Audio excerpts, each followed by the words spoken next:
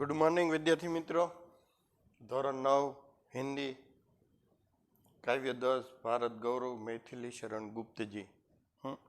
તો વિદ્યાર્થી મિત્રો, સ્વાધ્યાય પોથી તમે વ્યવસ્થિત પૂરતા હશો, વ્યાકરણ કરતા હશો અને સ્કૂલ ક્યારે ખુલ્લે એની તમે રાહ જોઈને બેઠા હશો. અને હવે એમ થાય કે જલ્દી સ્કૂલો ખુલે અને આપણે ફેસ ટુ ફેસ મળીએ અને આપણે ભણીએ.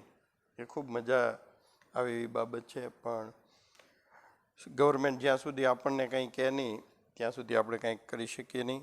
હવે ભારત ગૌરવ કવિતા 10 છે, પદ્ય વિભાગની અંદર મૈથિલી શરણ ગુપ્તજી. હવે ગુપ્તજી છે એ એવા લેખક હતા કે એની ભાષા છે સંસ્કૃતથી ઉપરની ભાષા છે. આપણને આમ આદમીને કે એમ સમજાય નહીં. તમે જોયું છે કે તમે અત્યાર સુધી પ્રાથમિકમાં ભણ્યા તો સામાન્ય બોલચાલની ભાષા આવતી હતી હિન્દીની અંદર, પણ આ થોડીક ઊંચની ભાષા છે.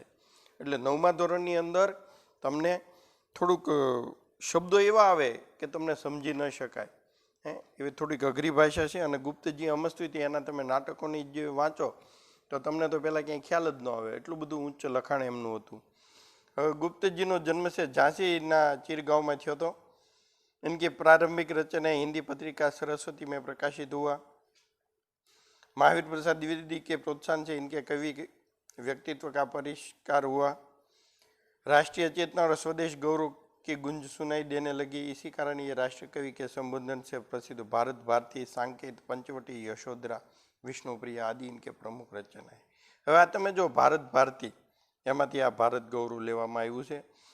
પછી સાંકેત અને પંચવટી પણ એનું એક કાવ્ય છે, નાનું એવું જ છે કાવ્ય, પણ તમે વાંચો તો અલગ જ પ્રકારનું. જ્યારે રામ, લક્ષ્મણ ને સીતાજી છે ધીર ગંભીર થઈને પંચવટીમાં બેઠા છે એનું ખૂબ સરસ વર્ણન કરવામાં આવ્યું છે.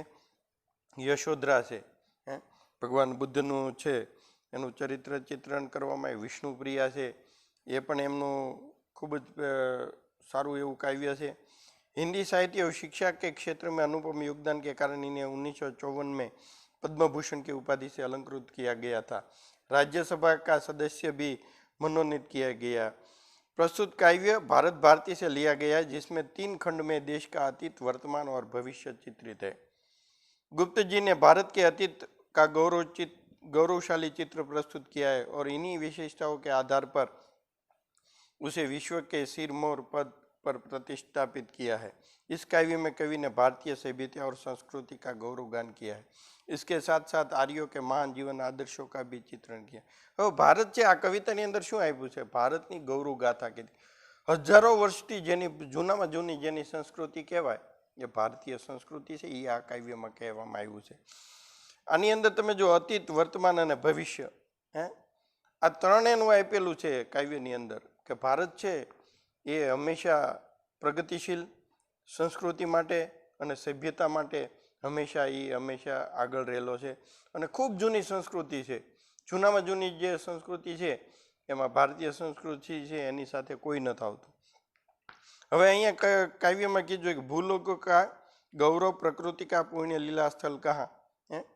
આખી વિશ્વની અંદર તમે જુઓ તો ત્યાં તમને એનું ગૌરવ, એની પ્રકૃતિ અને એની લીલા સ્થળ પ્રગતિ સાથે એ વિકાસ કરે છે, એ ક્યાં તમને જોવા મળે? એ તમને ભારત સિવાય ક્યાંય એની સંસ્કૃતિ આવી ક્યાંય તમને જો આખા વિશ્વમાં તમે ફરો તમને ભારત જેવી ક્યાંય સંસ્કૃતિ, સભ્યતા અને એની પોતાની ઓળખાણ 5000 વર્ષ સુધીના તે આપણા ઇતિહાસો છે એ તમે જાણો છો. રામાયણ, મહાભારત અને ગીતાજી છે એની અંદર આપણને આખું વર્ણન કરવામાં આવ્યું છે કે ભારત શું છે. એ જ અહીંયા ગુપ્તજીએ અહીંયા કીધું છે. ફેલા મનોહર ગિરી હિમાલય ઓર ગંગા જલ જહાં. મનોહર ગિરી હિમાલય જેવા પર્વત છે એમાંથી ગંગા નીકળે છે, એનું તમે જુઓ.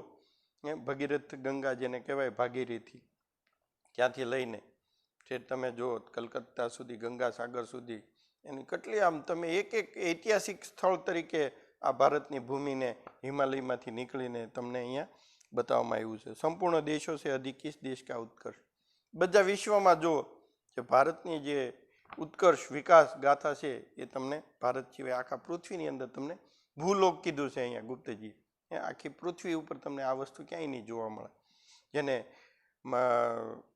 નદી હોય તો એને આપણે માતા કહીએ છીએ, વૃક્ષની આપણે પૂજા કરીએ છીએ. આ બધું તમને ક્યાંય નહીં જોવા મળે. હે ઉસ્કા કી જો ઋષિ ભૂમિ હે વહ કોણ ભારત વર્ષે. ક્યાંય ઋષિની ભૂમિ ક્યાંય તમને જોવા મળે આખા વિશ્વમાં? જો આપણે બધા જે છે ઋષિ પરંપરામાંથી બધા આપણે લોકો આવીએ છીએ. આ ભૂમિ છે એ પવિત્ર ભૂમિ છે. ઋષિ પરંપરા મુજબ આપણે જીવન જીવીએ છીએ. આ વસ્તુ તમને આખી પૃથ્વી ઉપર ક્યાંય નહીં જોવા મળે. એ ગુપ્તજી છે, મિથિલી શરણ ગુપ્ત છે, એને ભારતના વિકાસ અતીત, વર્તમાન અને ભવિષ્યની અંદર કેવું હતું, છે અને રહેશે એનું અહીંયા. હા વૃદ્ધ ભારત એ સંસાર કા શિરમોર. વૃદ્ધનો શબ્દ અહીંયા એવી રીતે આપવામાં આવ્યો. વૃદ્ધ એટલે ખૂબ પુરાનો. વૃદ્ધ એટલે આપણે વૃદ્ધ થઈ જાય એમ નહીં. આપણો ખૂબ પુરાનો નાતો છે આ સંસ્કૃતિ ભારતીય. 5000 કે 7000 વર્ષ પહેલાં લઈ જાઓ તમે તો આપણા ઋષિમુનિઓ છે.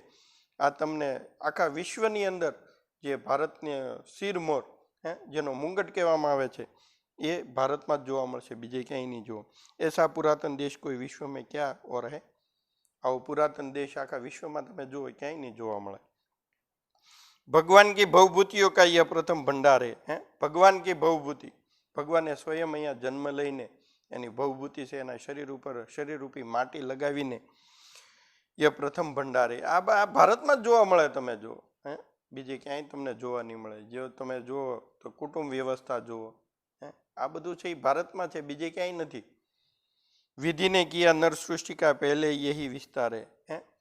વિશ્વની અંદર સૌથી પહેલી જે જો માણસોની જન્મ થયો, તમે જુઓ ભગવાન મનુ, સૌથી પ્રથમ આપણે જન્મ લીધો અને પ્રથમ જે જીવ હતા મનુ, ભગવાન મનુ, એ તમને સૃષ્ટિમાં ક્યાંય વસ્તુ આ વસ્તુ તમને ક્યાંય જોવા નહીં મળે કે સૌથી પ્રથમ છે એ ભારતની અંદર લોકો આવ્યા.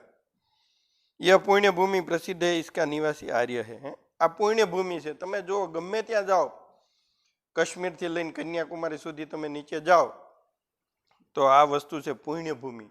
અહીંયા સંતો, ઋષિમુનિઓ, સીતા, દ્રૌપદી જેવી સ્ત્રીઓ, મહાન સ્ત્રીઓ થઈ, આ વસ્તુ છે. અને આપણે આર્ય છે, આર્ય લોકો કહેવાઈએ છીએ. આ ભૂમિ તમને ક્યાંય દુનિયામાં જોવા નહીં મળે. વિદ્યા કલા કૌશલ સબકે જો પ્રથમ આચાર્ય. વિદ્યા કલા 5000 વર્ષ પહેલા રસાયણ હતા, આયુર્વેદિક હતું. આ બધું ક્યાં, બધું ભારત સિવાય તમને ક્યાંય આ વસ્તુ નહીં જોવા મળે.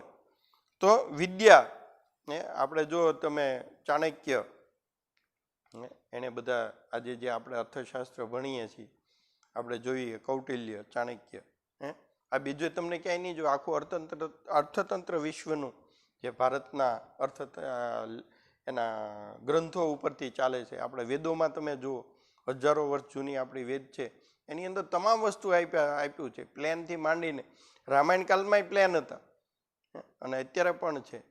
એટલે ભારતની ભૂમિ છે એ હંમેશા પુણ્ય ભૂમિ છે, જ્યાં વિદ્યા અને કલા અને કૌશલ આ બધું તમને જોવા મળે અને પરંપરા મુજબ આપણે દેશ છે એ આગળ હાલે. સંતાન ઉનકી આજ યદ્યપી હમ અધોગતિ મેં પડે.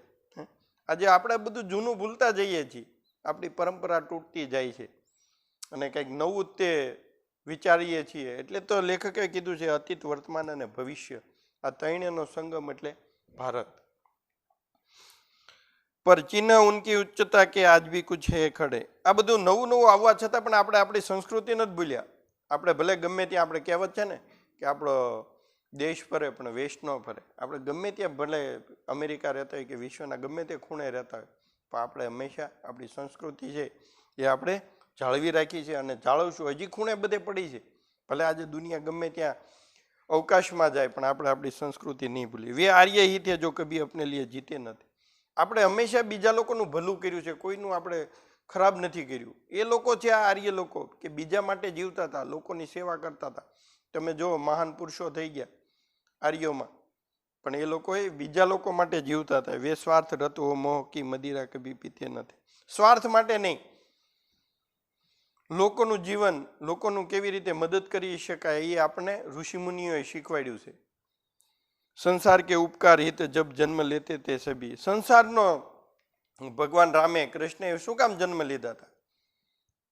લોકોનો ભલાવ કરવા માટે અને ભલાઈ માટે અને વિશ્વની અંદર શાંતિ સ્થાપવા માટે આ લોકો અહીંયા આવ્યા હતા. એના પોતાના સ્વાર્થ માટે નહોતા આવ્યા અને હંમેશા સારું કરીને એ લોકો ગયા છે. નિશ્ચય હોकर किस तरह वे बैठे सकते थे कभी, હાવ નિશ્ચય થઈને નહોતા બેઠતા, હંમેશા પ્રગતિ કરે અને લોકો સુખી જીવન જીવે એવું એમનું જીવન હતું. તો વિદ્યાર્થી મિત્રો, આ ભારત ગૌરવ પાઠ 10 આપણે અહીંયા પૂરો કર્યો. વાંચજો અને સરસ રીતે વ્યાકરણની બધું કરજો અને સ્વાધ્યાય પોથીમાં પૂરજો. અસ્તુ, આભાર.